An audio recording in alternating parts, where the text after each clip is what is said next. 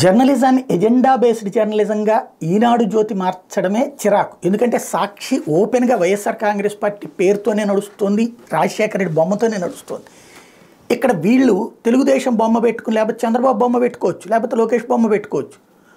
ఎందుకంటే ఎన్టీఆర్ బొమ్మ పెడితే అసహ్యం, ఎందుకంటే ఎన్టీఆర్ని అన్యాయం చేసినటువంటి వాళ్ళు కాబట్టి ఆ పేరు పెట్టుకుంటే కంటే కూడా చంద్రబాబు గారి పేరుతో నడుపుకోవచ్చు. కానీ అట్లా నడపకుండా జర్నలిజం అన్నటువంటి కథ నడుపుతా. చూడండి, నిన్న Kesineni Nani sitting MP YSR Congress party నుంచి, ఇదే తెలుగుదేశం పార్టీ నుంచి ఉన్నదే ముగ్గురు, ఆ ముగ్గురులో ఒక ఆయన యువతలకు వచ్చారు. అదే సందర్భంలో వైఎస్ఆర్ కాంగ్రెస్ పార్టీకి సంబంధించినటువంటి కర్నూలు ఎంపీ ఇటు పక్కకు వచ్చారు, అంటే రాజీనామా చేశారు. నెక్స్ట్ అది తెలుగుదేశంలో చేరతారు లేదనేది చూడాలి.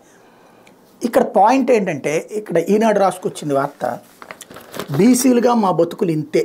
ఇది రాయడంలో తప్పులేదు, ఎందుకు ఆయన అన్నారు కాబట్టి రాయాలి, అది ఫ్రంట్ పేజీ పెట్టడంలో కూడా తప్పులేదు. కానీ సీఎం జగన్తో కేసినేని నాని భేటీ, కానీ కేసినేని నాని మాట్లాడినటువంటి మాటలేంటి? చంద్రబాబు నాయుడు గురించి తీవ్రస్థాయిలో విరుచుకుపడ్డారు, లోకేష్ గురించి తీవ్రస్థాయిలో విరుచుకుపడ్డారు. పార్టీ ఎట్లా ఇది బీసీలుగా మా బతుకులు ఇంతే అన్నప్పుడు తెలుగుదేశం పార్టీలో అరాచకమే అని చెప్పి ఆయన అన్నదన్న పెట్టాలి కదా. బట్ అక్కడేం లేదు. అది తీసుకెళ్ళి లోపల పేజీల్లో ఓ రెండు చిన్న కాలంలో వార్త, దానికి కౌంటర్గా దేవినేని ఉమా, బొద్దా వెంకన్న వీళ్ళందరి స్టేట్మెంట్, తిడతా స్టేట్మెంట్. అదే ఈయన విషయంలో పూర్తిగా వన్ సైడెడ్ వెర్షనే రాసుకొచ్చారు.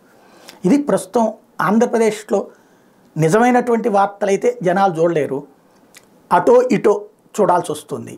న్యూట్రల్గా మాట్లాడే, లేకపోతే న్యూట్రల్గా రెండింటిని మాట్లాడుకుంటూ రెండింటిని విశ్లేషిస్తుంటే అందులో ఓ బురదేసేసేటటువంటి ప్రయత్నం చేస్తుంటారు. ఇదొక విచిత్రమైనటువంటి జబ్బు. ఓవరాల్గా చూసుకుంటే వైఎస్ఆర్ కాంగ్రెస్ పట్ల అసంతృప్తులు, ఇంకా రేపు సీట్లు రానటువంటి లిస్ట్, ఫైనల్ లిస్ట్ రిలీజ్ అయ్యాక ఇంకా కొంతమంది బయటికి వెళ్తారు, వాళ్ళు విమర్శిస్తారు.